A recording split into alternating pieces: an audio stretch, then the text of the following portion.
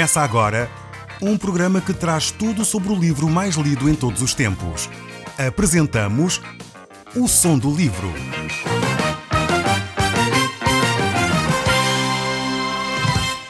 Seja muito bem-vindo. Neste podcast vai encontrar o livro mais conhecido e lido em todo o mundo. Vamos levá-lo numa viagem pela história da humanidade.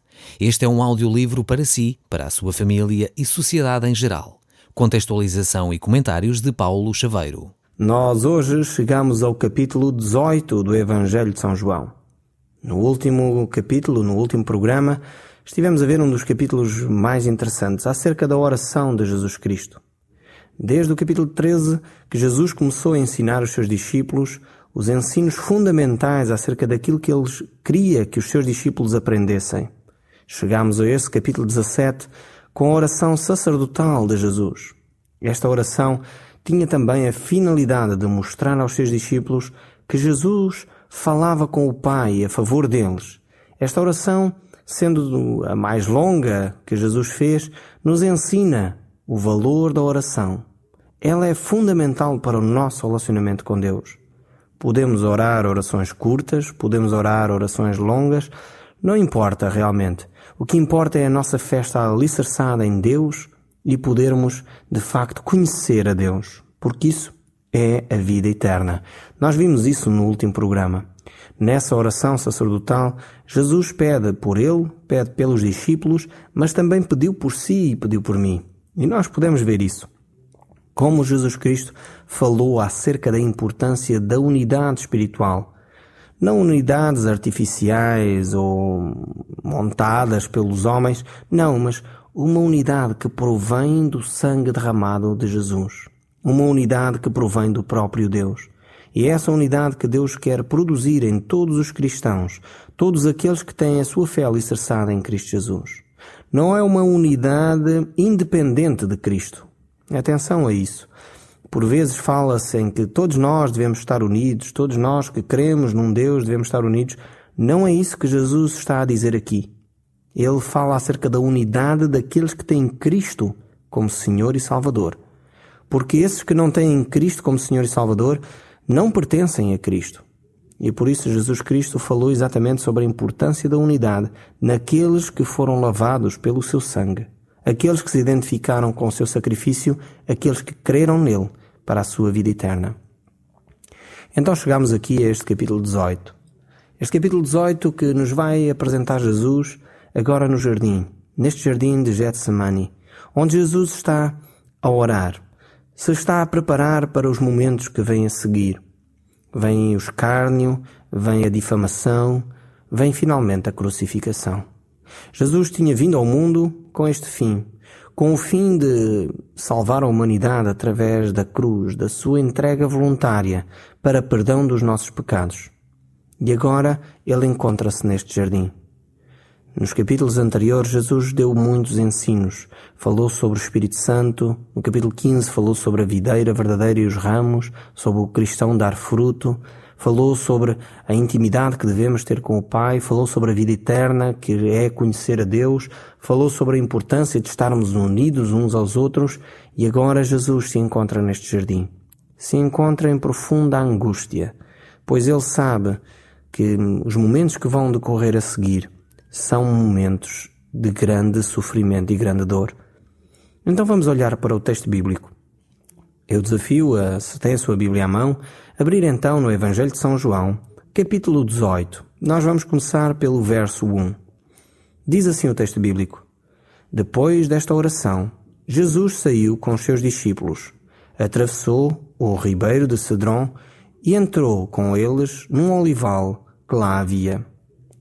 Jesus aqui provavelmente saiu, talvez do templo, como já dissemos em alguns programas anteriores, ou de facto num outro lugar perto ali do Jardim das Oliveiras. Não sabemos ao certo em que local Jesus se encontrava. Mas o certo é que ele então dirige-se para este Jardim das Oliveiras. Este jardim que era bem conhecido dos seus discípulos. Ele atravessa este ribeiro que era muito conhecido no tempo de Jesus, um ribeiro também conhecido por passar no chamado Val de Josafá, E ali os apóstolos então estão com Jesus para este tempo de oração. Era um monte onde Jesus Cristo, este jardim, era o tal Jardim das Oliveiras, onde Jesus frequentemente se juntava com os seus discípulos. Este jardim de Getsemane não é descrito aqui pelo evangelista João. Nós encontramos este relato nos outros evangelhos, nos chamados evangelhos sinóticos. João não descreve aqui a agonia que Jesus vai viver. João não menciona, de facto, aquele momento de grande sofrimento, onde Jesus diz: Pai, se possível, passa de mim este cálice. Não fala sobre isso. Ele não fala também que os seus discípulos adormeceram durante este tempo de oração. E também não diz que Jesus, naquele sofrimento atroz, suou sangue, tal era a angústia que vivia. Por que motivo, então, será que João omite estes assuntos? Eu creio que a resposta é no próprio propósito deste Evangelho.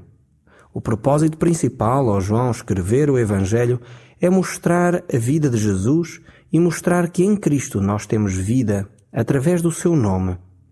Talvez essa é a razão pela qual João vai omitir estes fatores aqui neste Jardim das Oliveiras. João nos diz neste mesmo Evangelho que a razão dele escrever o Evangelho é para que você e eu pudéssemos crer em Jesus Cristo. E esse era o seu objetivo. Também ele diz que não haveria livros suficientes para relatar todas as coisas.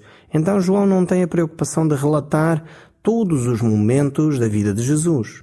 Isso não era a preocupação principal de João. A principal preocupação do evangelista João ao escrever o seu Evangelho é que pudéssemos crer quem era Jesus Cristo.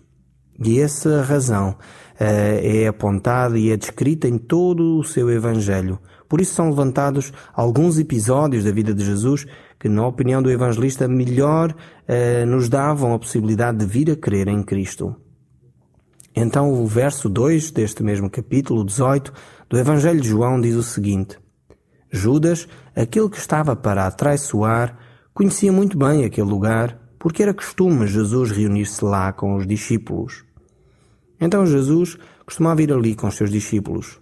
O Mestre Divino não se esconde dos seus inimigos, apesar de ele saber que estava breve a hora de ser entregue. Ele vai para um lugar onde facilmente poderia ser encontrado.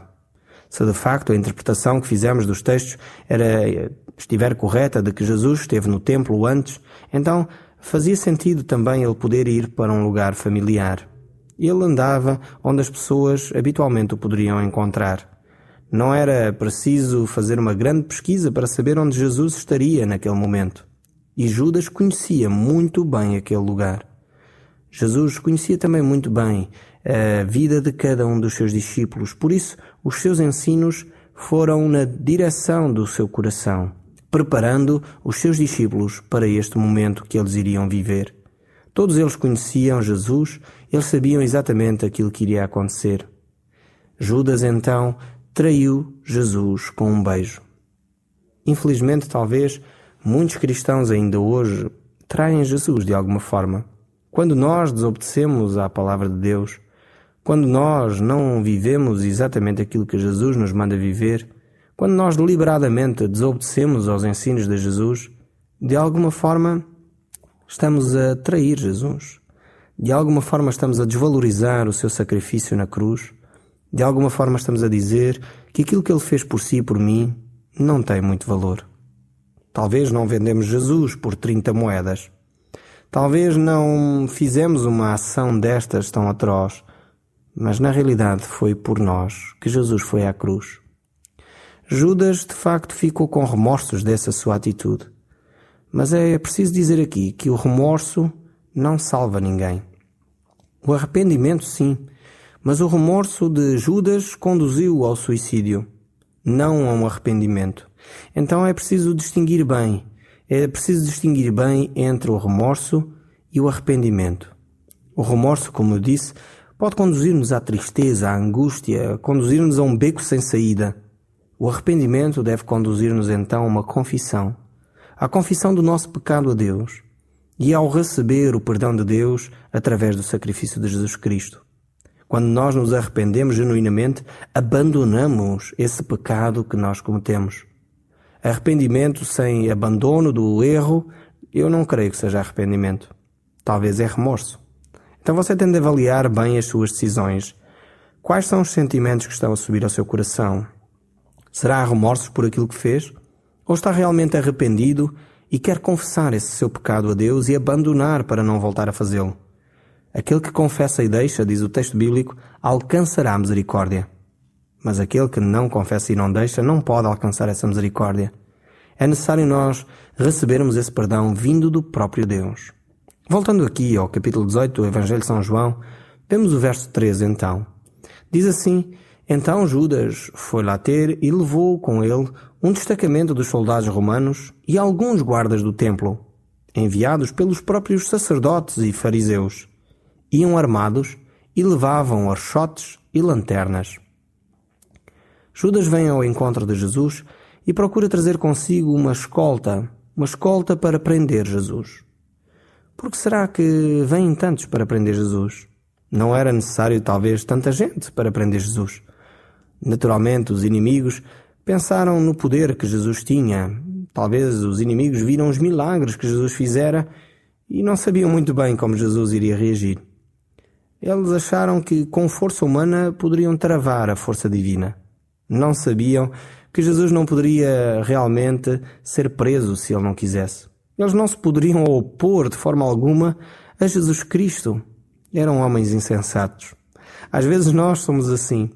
Pensamos que podemos pôr-nos em bicos de pés e fazer frente a Deus. E é ridículo o papel que cada um de nós faz. E é interessante ver o que o texto bíblico nos diz. Este texto bíblico relata o que aconteceu ali. Jesus, diz o verso 4, sabia muito bem o que lhe ia acontecer. Por isso, adiantou-se e perguntou-lhes: Quem é que procuram? E eles responderam-lhe: Jesus de Nazaré. Disse-lhe Jesus: Sou eu. E Judas, o traidor, estava lá com eles. Quando Jesus lhe disse: Sou eu, recuaram e caíram no chão. Isto dá-me vontade de sorrir, porque estes homens aqui que iam armados até aos dentes, com um grande pelotão para prender Jesus, não lhe puderam resistir simplesmente às suas palavras. Quanto mais se Jesus tivesse de facto a vontade de travar estes homens. Só o facto de Jesus ter dito: Sou eu, diz o texto bíblico, que eles recuaram e caíram no chão. Não havia qualquer força humana que pudesse agir contra Jesus. Jesus era de facto este Cordeiro de Deus que veio tirar o pecado do mundo. Ele estava a oferecer a sua vida voluntariamente para morrer por si e por mim. Não eram os soldados romanos, não eram os fariseus que estavam a crucificar Jesus. Era você e eu. Era o seu pecado e o meu pecado. E estes momentos que Jesus vai viver, esta crucificação que Jesus vai passar, Ele vai passar por si e por mim. Não haveria qualquer homem à face da terra que pudesse fazer qualquer mal a Jesus. Nem o próprio diabo poderia fazer mal a Jesus. Não há qualquer ser criado que pudesse fazer frente ao Deus vivo e verdadeiro, ao Deus feito homem que habitou no nosso meio. Jesus, de facto, ao dizer sou eu, fez com que aqueles homens recuassem de tal forma que eles ficaram paralisados no chão. Jesus revela de facto a sua majestade aos seus inimigos. Ele revela o seu poder. Jesus poderia, se quisesse, ter passado por entre eles, mas não. Ele entregou-se voluntariamente. Jesus disse a Pedro nesta ocasião, mas relatado noutro evangelho, que se ele quisesse poderia invocar 12 legiões de anjos para o prendê-lo. Mas Jesus não fez nesta altura. Pelo contrário, era chegada a hora para se entregar. Jesus nem recuou nem um passo em direção à cruz. Antes se entregou voluntariamente, como o Cordeiro de Deus, que tira o pecado do mundo. E o verso 7 continua. Perguntou-lhes mais uma vez: Quem é que procuram? E eles responderam: Jesus de Nazaré. Então Jesus afirmou novamente: Já vos disse que sou eu. Se é a mim que procuram, deixem ir estes em paz. E nas palavras de Jesus denota de facto a preocupação que Jesus tinha. Jesus estava preocupado com os seus discípulos. Jesus continua preocupado com os seus discípulos. Jesus sabia e estava preparado para enfrentar a cruz. Jesus estava preparado para enfrentar o escárnio. Naquele momento de oração ali no jardim, Jesus tinha pedido ao Pai a força para enfrentar este momento. Não era só o escárnio e a cruz que, de alguma forma, estavam a atormentar Jesus. Eu creio sinceramente que a principal preocupação de Jesus era a dificuldade espiritual que ele estava a enfrentar. Porque o texto bíblico diz que maldito é aquele que for pendurado no madeiro. E nós sabemos as palavras de Jesus quando ele estava na cruz, declarando: Deus meu, por que me desamparaste? Eu creio que esta era a principal razão da angústia de Jesus. Algo que nunca tinha acontecido na eternidade estava agora a acontecer. O Deus Filho estava a ser desamparado pelo Deus Pai, por amor de si e por amor de mim. E esta era a verdadeira salvação que Deus trazia ao homem. Esta era a verdadeira angústia que Jesus estava a sofrer. A solidão que nunca antes na eternidade tinha sentido. E ele se voluntariamente ofereceu para sentir essa solidão, para que ele pudesse levar a sua solidão sobre aquele madeiro, sobre aquela cruz. Por isso, você não tem de viver mais só. Você não tem de viver mais essa solidão. Você pode entregar essa solidão na cruz, pois Jesus já sofreu por si. Entregue essa solidão agora mesmo a Jesus, essa que você está a sentir, e deixe o Espírito Santo de Deus inundar o seu coração de uma forma poderosa. Deixe o amor de Deus entrar no seu coração e comece a amar aqueles que são seus familiares, aqueles que são seus próximos, os seus vizinhos. Mude de atitude. Procure aqueles que o têm amado o tempo, sem fim, sem qualquer restringimento, e dê-se àqueles que o rodeiam. E certamente você vai começar a sentir essa solidão desaparecer do seu coração, pois Jesus a sofreu por si. Voltando aqui ao texto, no capítulo 18, no verso 9, diz assim o texto bíblico: Assim se cumpriu o que Jesus tinha dito: Dos que me deste, não perdi nenhum. Este texto aqui é impressionante. É o cumprimento exato da profecia das Sagradas Escrituras. Cerca de 300 profecias a respeito da primeira vinda de Jesus Cristo foram literalmente cumpridas, até ao mais pequeno pormenor. E se tudo quanto foi profetizado a respeito de Jesus se cumpriu literalmente, então podemos ter confiança que todas as profecias relatadas na Bíblia são realmente verdade. Elas se cumprirão fielmente também. Há mais profecias relacionadas com a segunda vinda de Jesus Cristo do que com a primeira vinda de Jesus. Há muitas profecias acerca dessa segunda vinda de Jesus que nós aguardamos com expectativa, e elas se cumprirão literalmente. Os versos 10 e 11 aqui do Evangelho de São João, capítulo 18, continuam a dizer: Simão Pedro trazia com ele uma espada. Puxou dela e cortou a orelha direita a um criado do chefe dos sacerdotes. O criado chamava-se Malco. Mas Jesus disse a Pedro: Põe a espada no seu lugar. Não sabes que eu tenho de beber este cálice da amargura que o meu Pai me destinou? Jesus repreendeu Pedro pelos seus impulsos violentos na defesa de Jesus. Se Jesus quisesse, não seria difícil ele defender-se.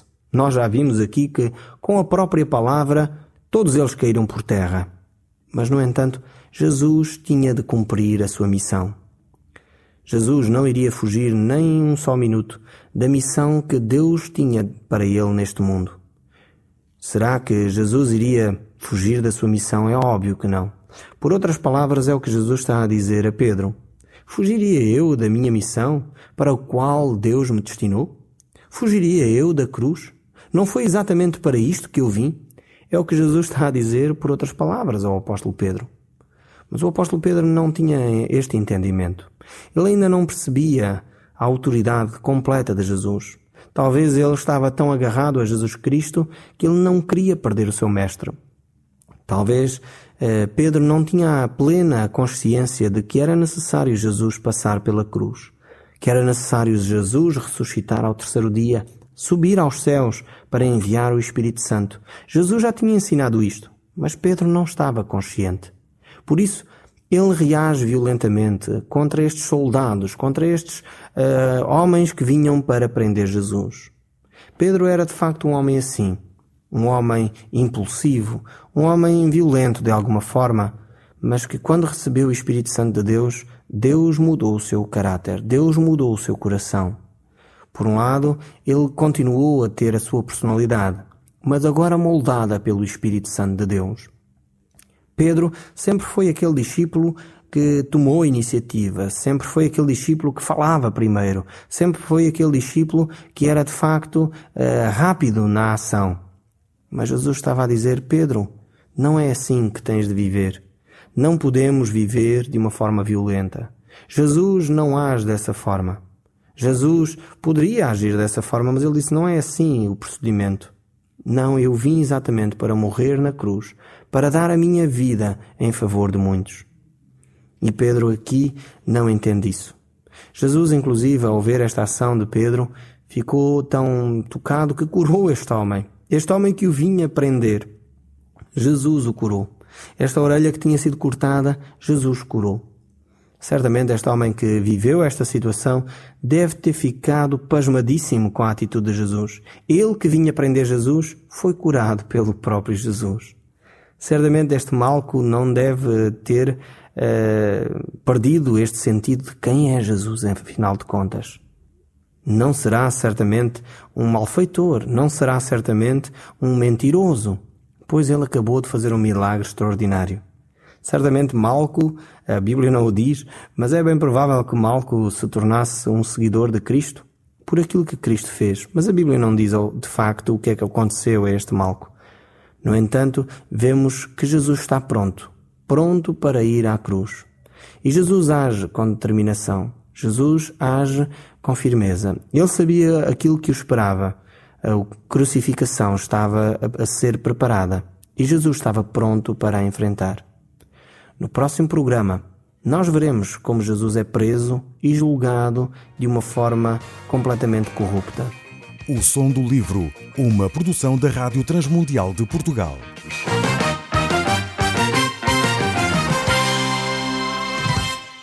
RTM. Conhece todos os nossos programas em rtmportugal.org. Uma produção da Rádio Transmundial de Portugal.